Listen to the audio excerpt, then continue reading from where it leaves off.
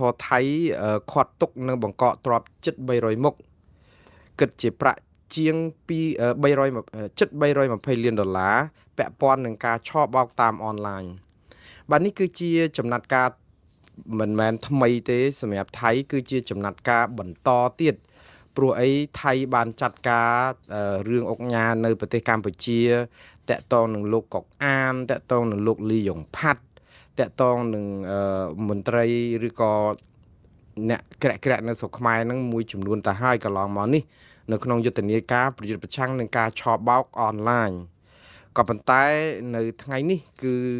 សារព័ត៌មានថៃគ្រប់ប៉ុស្តិ៍បាទមាន The Khawsot មាន The Nation Thailand មាន PBS World មានបាងកកប៉ុស្តិ៍សុទ្ធតែចុះផ្សាយរួមគ្នាតាក់ទងនឹងចំណាត់ការរបស់ការិយាល័យប្រយុទ្ធប្រឆាំងនឹងការសម្អាតប្រាក់ឬយើងហៅជាភាសាខ្មែរងាយយល់ថាការិយាល័យលាងលុយគឺកម្ចាត់ការលាងលុយនោះឯងដែលថ្ងៃនេះគឺបានប្រកាសអំពីការបង្កកទ្រព្យសម្បត្តិយ៉ាងច្រើនសន្ធឹកបើយើងគិតជាលុយបាតទៅវា1000លានបាតណាប៉ុន្តែបើយើងគិតជាដុល្លារក៏មិនតិចដែរគឺ300ប្រមាណជា320លានដុល្លារដែរហើយតើពួកគាត់ដាក់ទោសតន់នេះពាក់ព័ន្ធទៅនឹងមន្ត្រីណាខ្លះអង្គការណាខ្លះហើយរឿងអីគេខ្លះឲ្យប្រកាសបាទឥឡូវនេះខ្ញុំដកស្រង់អ្វីដែលមាននៅក្នុងការដែលលើកឡើងរបស់ខាងអង្គភាពឬក៏ការិយាល័យប្រយុទ្ធប្រឆាំងនឹងការសម្អាតប្រាក់របស់ថៃហៅកាត់ថាAMLO ឬក៏ AMLO មកពីពាក្យភាសាអង់គ្លេសថា The Anti Money Laundering Office ការិយាល័យប្រយុទ្ធប្រឆាំងការសម្អាតប្រាក់ហើយក៏បានបញ្ជាឲ្យរឹបអូសនិងបង្កកទ្របមែនតែនទៅវាជិត300មុខបាទមិនមែន300មុខទេគឺជិត300មុខគឺ289មុខទ្រព្យសម្បត្តិទាំងអស់ហ្នឹង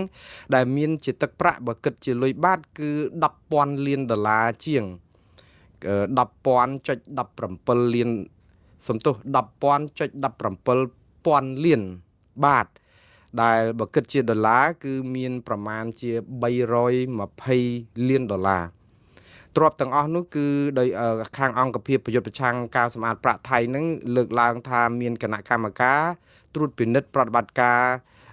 របស់អាជីវកម្មតាក់ទងនឹងការឆបោកអនឡាញដែលជាអក្រិតកម្មអនឡាញនេះពាក់ព័ន្ធនឹងក្រុមហ៊ុនអនឡាញជាច្រើនដែលក្រុមហ៊ុនឆបោកជាច្រើនដែលក្នុងនោះគេរៀបរាប់ករណីសំខាន់ចំនួន4ដែលពាក់ព័ន្ធមន្ត្រីខ្មែរនិងអ្នកដែលជាទីប្រឹក្សារបស់ប្រធានព្រឹទ្ធសភាកម្ពុជាគឺលោកហ៊ុនសែនផងដែរបាទតាក់ទងយ៉ាងហោចណាស់ក៏មានទីប្រឹក្សា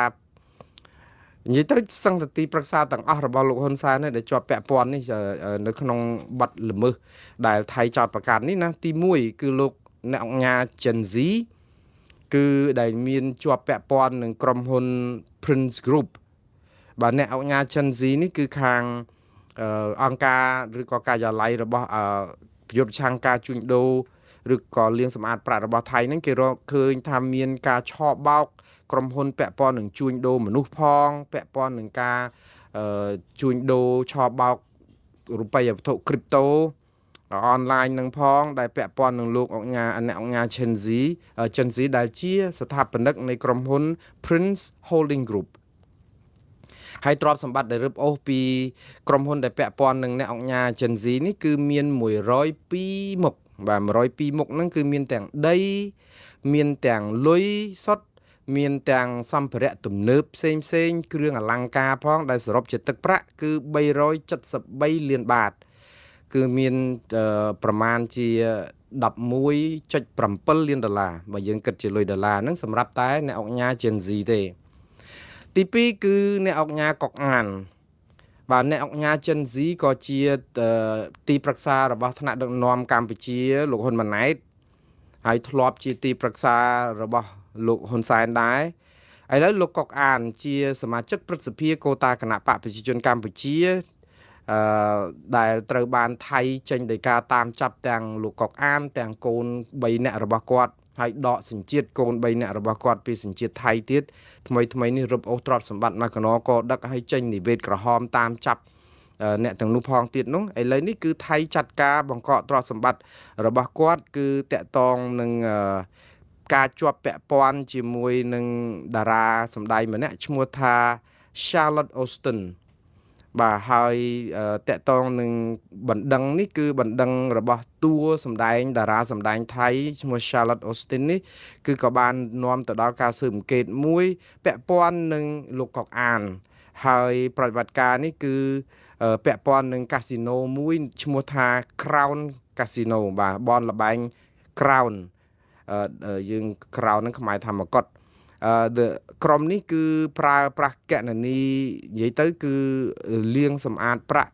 ដែលបានមកហ្នឹងពាក់ព័ន្ធនឹងការទៅទិញអចលនទ្រព្យឬក៏សម្បត្តិអីនៅប្រទេសថៃតាមឈ្មោះខ្លែងបន្លំអីអញ្ចឹងទៅអានេះតាមអ្វីដែលថៃអះអាងហើយជាទឹកប្រាក់នៅក្នុងការរឹបអូសនេះគឺមាន90ដីឡូគឺដីឡូ90កន្លែងហើយនឹងមានកណនីធនាគារទៀតផងអញ្ចឹងបើគិតជាប្រាក់សរុបគឺ467លានបាត467លានបាតនេះបើគិតជាប្រាក់ដុល្លារមានប្រមាណជា14លានដុល្លារជាងបាទ14.6លានដុល្លារអានេះសម្រាប់តែលោកកុកអានទេមើលទៅដូចជាច្រើនជាងលោកអ្នកអង្គការ Gen Z តែលុយនេះគ្រាន់តែជាមួយដំណក់នៃមហាសាគរនៃទ្រព្យមហាសាលរបស់ពួកគាត់ទេគាត់ថាអ្វីដែលថៃរកឃើញនឹងចោតប្រកាន់នេះគេថាទ្រព្យទាំងអស់នេះគឺពាក់ព័ន្ធនឹងអំពើជួញដូរឆបោកនេះអនឡាញនេះហើយទី3គឺពាក់ព័ន្ធនឹងម្នាក់ទៀតដែលជាទីប្រឹក្សារបស់ប្រធានព្រឹទ្ធសភាកម្ពុជាលោកហ៊ុនសែនដែរតែជាជនជាតិបរទេសទេគឺឈ្មោះលោក Ben Smith បាទលោក Ben Smith នេះមានឈ្មោះច្រើនណាស់មិនមែនតែ Ben Smith ទេគាត់តាមពិតឈ្មោះពេញគាត់គឺ Benjamin Mauerberger ដែលគេស្គាល់ថា Ben Smith នេះគឺជាអាជីវករជនជាតិអាហ្វ្រិកខាងត្បូងបាទដែលគាត់មកជួបជាមួយនឹងលោកហ៊ុនសែនប្រស័យតាក់ទងការងារនឹងញឹកញាប់ហើយលោក Ben Smith នេះក៏ជាប់ពាក់ព័ន្ធជាមួយនឹងលោកThaksin Shinawatra ហើយមាននៅក្នុងបញ្ជីខ្មៅច្រើនណាស់នៅក្នុងសហរដ្ឋអាមេរិកនៅក្នុងការបង្កកទ្រព្យសម្បត្តិនិងដាក់ទណ្ឌកម្មហ្នឹងក៏មានលោក Ben Smith នៅក្នុងហ្នឹងដែរហើយលោក Ben Smith នេះគឺជាទីប្រឹក្សារបស់លោកហ៊ុនសែនបងប្អូនប្រហែលជាដឹងហើយដោយសារតែមានព្រះរាជក្រឹត្យមួយចុះថ្ងៃទី27ខែមេសាឆ្នាំ2024គឺត្រាស់បង្គាប់តែងតាំងជាទីប្រឹក្សាសម្ដេចអគ្គមហាសេនាបតីដែលជោហ៊ុនសែនកាលនោះកាលលោកនៅមិនមែនលោកជាប្រធានព្រឹទ្ធសភាសប្តាហ៍នីតិកាលទី5កាលហ្នឹងពេលដែលបកូណាឡាយប្រហោះលេខាដើម្បីចេញព្រះរាជក្រឹត្យតែងតាំងជាទីប្រឹក្សារបស់ប្រធានព្រឹទ្ធសភាគឺលោកហ៊ុនសែនហ្នឹងគឺមាន2រូបកាលពីថ្ងៃទី27ខែមេសាឆ្នាំ2024នោះគឺមានលោក Ben Smith ហើយនឹងលោកយឹមលាក់បាទខ្ញុំនឹងបញ្យល់បន្តទៀតថាអ្នកណាគឺជាលោកយឹមលាក់ហ្នឹងអញ្ចឹងនៅក្នុងនេះគឺចំពោះលោក Ben Smith នេះគឺ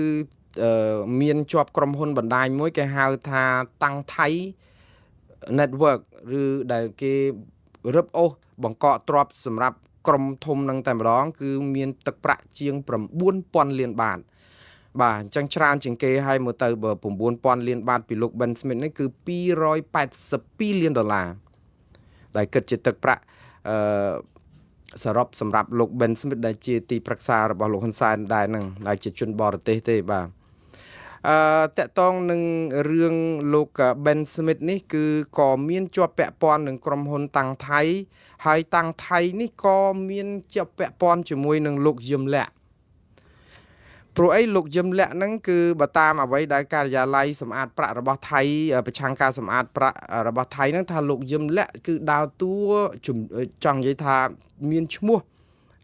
សម្រាប់គ្រប់គ្រងក្រុមហ៊ុននិងប្រតិបត្តិការហិរញ្ញវត្ថុច្រើនណាស់ពាក់ព័ន្ធជាមួយនឹងលោក Ben Smith និងក្រុមហ៊ុនមួយឈ្មោះថាតាំងថៃ network នេះបណ្ដាញតាំងថៃនេះព្រោះអីមានការិយាល័យនេះបាននិយាយថាមានមូលនិធិជាច្រើនបានឆ្លងកាត់តាមរយៈបុគ្គលទាំងនេះទាំងនៅបរទេសទាំងនៅអីហើយសកម្មភាពហ្នឹងគឺពាក់ព័ន្ធគ្នាដោយសឡកពឹសអញ្ចឹងបងប្អូនអ្នកណាគេគឺជាលោកយឹមលាក់មានឈ្មោះនៅក្នុងបញ្ជីខ្មៅដាក់ទណ្ឌកម្មរបស់រដ្ឋាភិបាលជាតិអាមេរិកនៅពេលដែលគេដាក់ទណ្ឌកម្មលោកឬក្រុមហ៊ុនអ្នកអង្គការ Gen Z គឺមានឈ្មោះលោកយឹមលាក់មានឈ្មោះអីនៅក្នុងនឹងដែរដាក់ទណ្ឌកម្មដោយគ្នាក្រុមហ៊ុនមួយចំនួនរបស់គាត់យឹមលាក់តាមពិតឈ្មោះយឹមលាក់គឺជាប្អូនពៅគេនៅក្នុងត្រកូលលោកយឹមឆៃលីបាទបងប្អូនប្រហែលជាស្គាល់ហើយលោកយឹមឆៃលីគឺជាប្រធាននិយាយទៅគឺជាមន្ត្រីជាន់ខ្ពស់ហើយជាដន្លងរបស់លោកហ៊ុនសែនព្រោះដោយសារតែលោកយឹមឆៃលីលោកមានកូនស្រីមួយដែលបន្ទាប់ពៅគេយឹមលាក់នេះអញ្ចឹងបងរបស់យឹមលាក់ហ្នឹងគឺស្រីចុងក្រោយគេហ្នឹងគឺឈ្មោះយឹមឆៃលីនហើយអ្នកស្រីយឹមឆៃលីនហ្នឹងគឺជាភរិយារបស់លោកហ៊ុនម៉ាណីលោកហ៊ុនម៉ាណីគឺជាកូនប្រុសរបស់លោកហ៊ុនសែនដូច្នេះលោកយឹមឆៃលីគឺជាដន្លងដងស្នែងជាមួយនឹងលោកហ៊ុនសែនហើយលោកយឹមលាក់នេះបើគិតទៅគឺជាប្អូនថ្លៃរបស់លោកហ៊ុនម៉ាណីអានេះខ្ញុំនិយាយអំពីអាពាហ៍ពិពាហ៍កាលពីពេលកន្លងទៅទេប៉ុន្តែថ្មីនេះលោកហ៊ុនម៉ាណីដែលជារដ្ឋមន្ត្រីដូចជាក្រសួងសាធារណការអញ្ចឹងហ្នឹងគាត់បានក្រសួងសាធារណការឬមុខងារសាធារណៈសូមអធិស្ឋានបងប្អូនព្រោះការងារច្រើនពេកខ្ញុំតាមតំណែងទៅមន្ត្រីយើងមិនអស់ទេព្រោះក្រសួងរដ្ឋយើងនឹងវាច្រើនពេក20 30 40គណៈកម្មការអីចម្រុះទៀតហ្នឹងគឺថាគ្រាន់តែចាំហ្នឹងក៏ចាំមិនអស់ដែរប៉ុន្តែយ៉ាងណាបងប្អូនមិនសំខាន់រឿងគាត់កាន់ក្រសួងណាតែគាត់ជារដ្ឋមន្ត្រីរបស់ក្រសួងមួយអាចជាសាធារណការឬក៏មុខងារសាធារណៈខ្ញុំនឹងបញ្ជាក់បន្ថែមហើយអធិស្ឋានបើមានការឆ្លោះឆ្លួយគ្រាន់តែចាំមិនអស់តែគាត់ជារដ្ឋមន្ត្រីមួយហើយកាន់សម្ព័ន្ធយុវជននៅកម្ពុជានឹងផងលោកហ៊ុនម៉ាណីថ្មីនេះគាត់បានរៀបអាពាហ៍ពិពាហ៍ជាមួយនឹងភរិយាថ្មីហើយចឹងបានន័យថាបានដាច់សង្វាស់ជាមួយនឹងអ្នកស្រីយឹមឆៃលីននេះទៅហើយតែយ៉ាងណាក៏គាត់មានចំណងកូនចៅអីអញ្ចឹងនៅប្រពាក់ប្រពូនដូចសឡកពឹសដដែលទៀតទេអញ្ចឹងលោកយឹមលាក់នេះគឺជាកូនប្រុសពៅរបស់លោកយឹមឆៃលីហើយមានក្រុមហ៊ុនច្រើនណាស់ដែលលោកយឹមលាក់គ្រប់គ្រងគឺក្រុមហ៊ុនធំគឺគាត់ជាប្រធានរបស់ក្រុមហ៊ុនមួយសប្តាហ៍នេះឈ្មោះថា U Property Management បាទក្រុមហ៊ុន property ក្រុមហ៊ុនទ្រព្យអចលនទ្រព្យអីហ្នឹងហើយនឹងជាក្រុមប្រឹក្សាភិបាលរបស់ក្រុមហ៊ុនមួយឈ្មោះថា BIC Group ដែលមានក្រុមបុតសម្ព័ន្ធជាច្រើន BIC Group នេះក៏ធ្លាប់មានរឿងរ៉ាវអាស្រូវច្រើនពេញផ្ទៃប្រទេសដែរតាក់ទងនឹងរឿងផ្សេងទៀតដែលខ្ញុំមិនរៀបរាប់អស់ទេបងប្អូនគ្រាន់តែចង់ឲ្យស្គាល់ថាតើលោកយឹមលាក់ជាអ្នកណាហើយម្ដងទៀតលោកយឹមលាក់គឺជាកូនប្រុសពៅរបស់លោកយឹមឆៃលីដែលជាប់ខ្សាច់សាលោហិតពេលរៀបការនៅក្នុងខ្សែចំណងអាពាហ៍ពិពាហ៍ជាមួយនឹងលោកហ៊ុនសែននេះគឺលោកមានឈ្មោះនៅក្នុងបញ្ជីខ្មៅច្រើនណាស់របស់សហរដ្ឋអាមេរិកផងរបស់អ្វីដែលមន្ត្រីតំណាងរាស្ត្រអាមេរិកនៅរដ្ឋ Texas នៅដែលធ្វើច្បាប់មួយដើម្បីទប់ស្កាត់អកតកម្មឆ្លងដែនឬក៏ការឆបោកអនឡាញហ្នឹងក៏មានឈ្មោះយឹមលាក់លោកយឹមលាក់នៅក្នុងនោះដែរហើយទ្រព្យសម្បត្តិទាំងអស់ដែលគេរឹបអូសពីក្រុមពួកគាត់ហ្នឹងគឺដូចខ្ញុំបានជម្រាបចឹងពីលោក Ben Smith ហ្នឹងគឺមាន282លានដុល្លារហើយលោកយឹមលាក់មែនតើមានភរិយាជាជនជាតិថៃបាទអញ្ចឹងបានជារបររកស៊ីគាត់នៅថៃនឹងមានច្រើនដែរព្រោះអីលោកស្រីយឹមវិទ្យានីដែលជាជនជាតិថៃភរិយារបស់លោកយឹមលាក់ហ្នឹងគឺជាអ្នកជំនួញជនជាតិថៃមានក្រុមហ៊ុនក្នុងដៃច្រើនណាស់នៅប្រទេសថៃហ្នឹងបាទតែយើងមិនទៅនិយាយថាគេមានក្រុមហ៊ុនសុទ្ធតែប្រព្រឹត្តខុសឆ្គងឬក៏ពុករលួយឬក៏ឆបោកអីទេយើងមិនអាចទៅចោទប្រកាន់គេអញ្ចឹងបានទេគ្រាន់តែថាអង្គភាពប្រយុទ្ធប្រឆាំងអំពើពុករលួយរបស់ថៃនឹងរកឃើញលោកយឹមលាក់ពាក់ព័ន្ធតែមិនបានចោទប្រកាន់ភរិយារបស់លោកយឹមលាក់ពីរឿងការពាក់ព័ន្ធនឹងរបរអីទេគ្រាន់តែថារឹបអូសទ្រព្យសម្បត្តិនេះគឺមានឈ្មោះលោកយឹមលាក់ដែលពាក់ព័ន្ធនឹងក្រុមហ៊ុន Ben Smith លោក Ben Smith តែប៉ុណ្ណឹងគឺតាំងថៃនោះបាទក្រុមហ៊ុនបណ្ដាញតាំងថៃនោះអញ្ចឹងសរុបសម្រាប់លោកយឹមលាក់ហ្នឹងនឹងក្រុមហ៊ុនរបស់គាត់ដែលពាក់ព័ន្ធនៅថៃហ្នឹងគឺគេរឹបអូសជាងជិត 10,000 លានបាតទៀតគឺ291លានដុល្លារអញ្ចឹងប្រាក់ដែលរឹបអូសពីក្រុមហ៊ុនពាក់ព័ន្ធនឹងលោកយឹមលាក់នេះច្រើនជាងរឹបអូសពីលោក Ben Smith ទៅព្រោះលោក Ben Smith មានប្រមាណជាសរុបប្រហែលជា280លានអីអញ្ចឹងដូច្នេះរឿងនេះគឺហើយចុងក្រោយគឺមានបណ្ដាញមួយទៀតឈ្មោះថា Ulela Max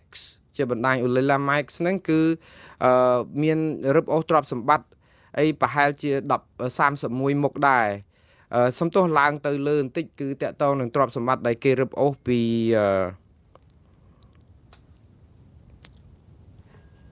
ីលោកយឹមលាក់នេះគឺមានដីមានខុនដូទំនើបអាគារខុនដូមានប្រាក់ដាក់តម្កល់នៅធនាគារសរុបទៅប្រហែលជា66មុខហើយ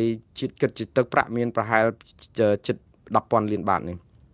ហើយដល់ពេលចូលដល់ Olila Max Network នេះគឺជាក្រុមហ៊ុនមួយដែលគេថាមានពាក់ព័ន្ធនឹងអក្រិតជននៅប្រទេសកម្ពុជាដែររឹបអូសមានទ្រព្យសម្បត្តិជាសាច់ប្រាក់ផងជាគណនីធនាគារផង31មុខសរុបជាទឹកប្រាក់$1 លានកន្លះបាទចឹងសរុបទៅគឺនេះគឺជាចំណាត់ការរបស់ថៃតកតងនឹងមន្ត្រីនៅឯប្រទេសកម្ពុជានឹងអុកញ៉ានឹងដូច្នេះថៃគឺគេចាត់ការច្រើនណាស់ហើយនៅតែកម្ពុជានៅឡើយទេដែលអត់ទាន់ឃើញចាត់ការអីនៅសោះប្រហែលជាយើងមិនអាចនឹងរកឃើញអំពីបញ្ហានេះទេនៅស្រុកយើងនោះរកឃើញនៅថៃទៅវិញហើយនៅពេលដែលថៃគេរកឃើញនេះវាធ្វើឲ្យមុខមាត់របស់កម្ពុជាយើងហ្នឹងគឺវាចាប់ផ្ដើមស្រពាប់ខ្លាំងមែនតើដោយសារអីបរទេសគឺប្រទេសនៅជុំវិញយើងគេរកឃើញបញ្ហាគ្រប់គ្នាទាំងកូរ៉េទាំងតៃវ៉ាន់ទាំងហុងកុងទាំងម៉ាឡេទាំងអង់គ្លេសទាំងអាមេរិកគេដាក់ទណ្ឌកម្មគេបង្កកប្រាក់ទាំងអីហ្នឹងសពបែបយ៉ាងតើតើនឹងអ្នកអង្គញាប្រមាណអ្នកនឹងហើយទៅខាងខ្មែរយើងអត់មានសោះហ្មងនិយាយទៅអត់មានការស៊ើបអង្កេតអីមួយឲ្យប្រកាសទេ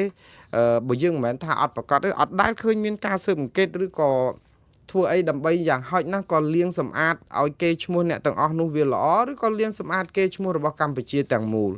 មើលទៅហាក់បីដូចជាទុកឲ្យខាងគេចាត់ការទៅយើងមិនចាំបាច់ខ្វល់អានេះដូចរឿងកំ pl ែងមួយអញ្ចឹងថាអ្នកខ្លះចូលចិត្តផ្លិចគេហៅធ្វើផ្លិចបងប្អូនបើផ្លិចមកអត់អីទេតែធ្វើផ្លិចជាពិសេសរឿងគេជាពាក់លុយអ្នកខ្លះពេលដែលគេជាពាក់លុយគឺផ្លិចអូយផ្លិចប៉ុន្តែបើសំទោសជាពាក់លុយគេបើជាពាក់លុយគេផ្លិចអូយផ្លិចប៉ុន្តែបើគេជាពាក់លុយវិញចាំព្រោះគាត់កត់ហើយគេបើជាពាក់លុយគេក៏អត់កត់ទេគាត់ធ្វើជាផ្លិចឬក៏មិនបាច់កត់ប៉ុន្តែអ្វីដែលជាយុទ្ធសាស្ត្រនៃការដែលជាពាក់លុយគេអត់កត់ហ្នឹងឬក៏ផ្លិចចោះហ្នឹងគឺដោយសារអីអាចពឹងទៅលើម្ចាស់បំណុលដែរគាត់ថាមិនបាច់កត់នាំខាតពេលអីព្រោះអ្នកដែលគេជាម្ចាស់បំណុលគេដែលគេឲ្យលុយយើងខ្ចីហ្នឹងគេកត់ទៅហើយអញ្ចឹងចាំទៅផ្ទៀងផ្ទាត់ទៅឲ្យសងតែគេទៅក៏រួចទៅកុំឲ្យនឿយកត់ច្រើនអាចអញ្ចឹងដែរអាចនៅពេលដែលគេចាប់ផ្ដើមចោតប្រកាន់ហើយគេចោតអស់ហើយអញ្ចឹងយើងមិនបាច់ធ្វើអីទេតែអានេះមិនមែនអញ្ចឹងទេណារួចខ្លួនទេយើងជាម្ចាស់ផ្ទះយើងត្រូវសម្អាតផ្ទះយើងព្រោះឥឡូវគេបតាគេបិទក៏ក្រិចពេញផ្ទះយើងហើយអញ្ចឹងគេគិតថាផ្ទះហ្នឹងគឺស្មៅគ្រោកណាអញ្ចឹងយើងត្រូវសម្អាតត្រូវឆ្លោះឲ្យឃើញនៅក្នុងផ្ទះណែថាណែមើលពីក្រៅមកហ្នឹងមិនសំណំទេបើចូលទៅក្នុងមិនដឹងថាហំមិនរបស់គេណាគឺគេសម្អាតស្អាតតែយើងអត់ធ្វើផងតែអញ្ចឹងគេការស្រមៃរបស់គេហ្នឹងគឺថាអូបើស្មៅដោះញុកនៅមុខផ្ទះអាស្អីគេមេលអាសបុតដែលគេយកទៅបោះនៅមុខផ្ទះហ្នឹងរាយប៉ាយគ្មានរៀបដើមឈើដើមស្អីមែកបាក់ធ្លាក់ពេញទឹកពេញដីលបងស្អីហ្នឹងបើកធ្លុះធ្លាយក៏ក្រិចពេញតែមុខផ្ទះជុំវិញផ្ទះហើយទៅការស្រមៃរបស់មនុស្សគ្រប់គ្នាគេថាផ្ទះហ្នឹងទី1គឺបោះបង់ចោលទី2អត់មានមនុស្សនៅហើយបើមានគឺមនុស្សអត់មកយាតចឹងហ្មងមិនដឹងទៅនៅមិនកើតបើវាក៏ក្រិចយ៉ាងនេះដូច្នេះអាហ្នឹងឯងវាគេឌីលយើងណាបងប្អូនអញ្ចឹងយើងត្រូវសម្អាតទៅក៏ប៉ុន្តែថ្ងៃនេះគឺយើងមានរឿងមួយដែលឃើញមានចំណាត់ការរបស់ខាងកម្ពុជាដែរគឺរដ្ឋាភិបាលជាតិកម្ពុជាថ្ងៃនេះចេញសេចក្តីថ្លែងការណ៍មួយឬក៏សេចក្តីប្រកាសព័ត៌មានមួយតាក់ទងនឹងរឿងក្រុមហ៊ុនដែលពាក់ព័ន្ធនឹងលោកអង្ញាហ៊ុនតូប៉ុន្តែសេចក្តីប្រកាសព័ត៌មានរបស់ធនាគារជាតិកម្ពុជានេះមិនបានបើថាជាចំណាត់ការអីមួយឲ្យដុំកំភួនទេវាហាក់បីដូចជាគ្រាន់តែថាដឹងដែររឿងហ្នឹងកាលពីយូរហើយប៉ុន្តែមួយឆ្នាំកន្លះជាងហើយកាលពីខែកញ្ញាឆ្នាំ2024នោះធ្លាប់ដកអាជ្ញាប័ណ្ណពីគ្រឹះស្ថានផ្ដល់សេវាទូទាត់សងប្រាក់ឈ្មោះថា Huiwan Pay ឥឡូវខ្ញុំអានឲ្យបងប្អូនជ្រាបពីសេចក្តីប្រកាសព័ត៌មានរបស់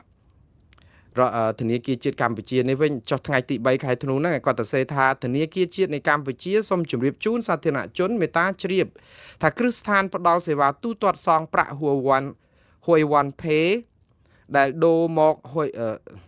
សំទោស Huawei Pay ត្រូវបានដកហូតអាជ្ញាប័ណ្ណធ្វើប្រតិបត្តិការយោងតាមលិខិតចុះថ្ងៃទី25ខែកញ្ញាឆ្នាំ2024 Huawei Pay ហ្នឹងគឺបានន័យថាបាត់អាជ្ញាប័ណ្ណប្រតិបត្តិការតាំងតែពីខែកញ្ញាឆ្នាំ2025មក24ម្ល៉េះចឹងបានតែជាង1ឆ្នាំហើយបើធនាគារជាតិបានបំពេញកាតព្វកិច្ចជំរះបញ្ជីរំលាយគ្រឹះស្ថាននេះតាមនីតិវិធីច្បាប់ចប់ជាស្ថាពរដោយក្រុមហ៊ុនសវនកម្មនឹងមានឈ្មោះ Riches and Partners អីហ្នឹងគេធ្វើតាម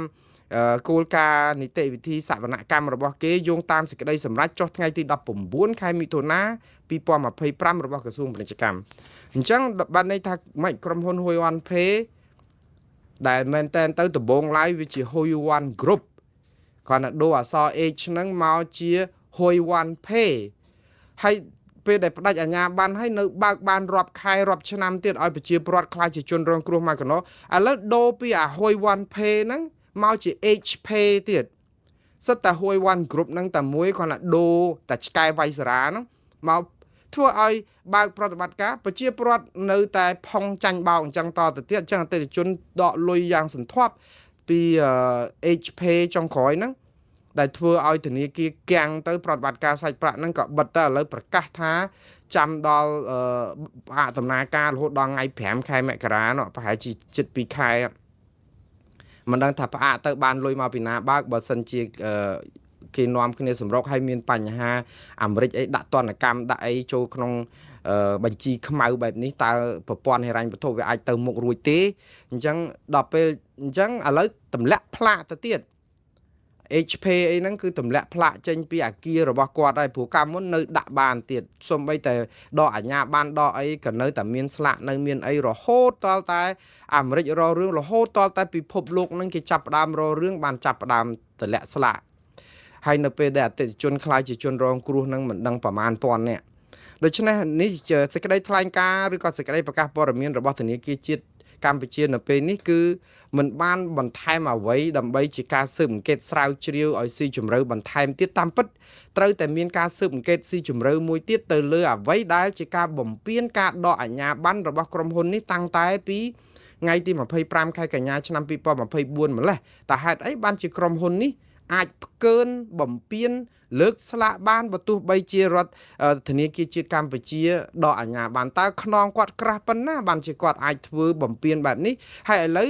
នៅពេលដែលចាប់ពីមុនមកស្រាប់តែជនរងគ្រោះនៃការប្រព្រឹត្តនេះคล้ายទៅជារាប់ពាន់អ្នកបន្ថែមទៅទៀតហើយមានបញ្ហាប៉ះពាល់ដល់ប្រព័ន្ធហិរញ្ញវត្ថុកម្ពុជាហើយអាមុខមាត់កម្ពុជាហ្នឹងក៏ស្រអាប់តែយ៉ាងណាអ្វីដែលឮពីធនាគារជាតិនេះគឺគ្រាន់តែថាធនាគារជាតិកម្ពុជាក្រើនរំលឹកដល់សាធារណជនគ្រឹះស្ថានធនាគារហិរញ្ញវត្ថុមេតាមានស្មារតីប្រុងប្រយ័ត្នខ្ពស់ចំពោះការធ្វើប្រតិបត្តិការណាដែលពាក់ព័ន្ធនឹងទ្រព្យសកម្មគ្រីបតូមកដល់នេះធនាគារជាតិកម្ពុជាថាអត់ដែលបានអនុញ្ញាតផ្ដល់អាជ្ញាប័ណ្ណណាមួយសោះសម្រាប់ទ្រព្យគ្រីបតូតែទ្រព្យគ្រីបតូហ្នឹងក្រុមហ៊ុនរបស់អង្គការ Gen Z ដែលជាទីប្រឹក្សារបស់លោកហ៊ុនសែនហ្នឹងបើកឯងឡើងក៏ក្រាក់ពេញផ្ទៃប្រទេសបោកដល់ស្រុកអាមេរិកស្រុកយ៉ាណាមានជនរងគ្រោះរាប់លានអ្នករហូតដល់តែអាមេរិកបង្កក់ទ្រព្យសម្បត្តិរឿងរូបិយវត្ថុគ្រីបតូហ្នឹងរហូតដល់ទៅ15,000 លានដុល្លារហើយឥឡូវនេះគឺគ្រាន់តែរដ្ឋាធនាគារជាតិគ្រាន់តែរំលឹកបងប្អូនឲ្យប្រុងប្រយ័ត្នប៉ុន្តែចាត់ការក្រុមហ៊ុននេះក្រុមហ៊ុនGen Z ហ្នឹងគឺអត់មានសេចក្តីប្រកាសប៉ុន្តែអត់ឃើញមានចំណាត់ការក្រុមហ៊ុននេះតើការស៊ើបអង្កេតយ៉ាងណាដល់ណាគឺអត់មានបានតែសេចក្តីជូនដំណឹងប៉ុណ្ណឹងគ្រាន់តែដាស់ស្មារតីបងប្អូនកុំឲ្យផុងខ្លាយជាជនរងគ្រោះប៉ុន្តែបើអត់មានការចាត់ការឥឡូវនេះដល់ពេលចាត់ការពួកគាត់ទៀតបើកឬក៏ប្រព្រឹត្តខុសអាជ្ញាប័ណ្ណនឹងហើយការបិទពីមុនមកហ្នឹងតើបិទដោយសារអីពាក់ព័ន្ធបុគ្គលណាខ្លះក៏តែមិនមានព័ត៌មានអីច្រើនដែរបងប្អូនខ្ញុំស្លេះរឿងនេះត្រឹមប៉ុណ្ណឹង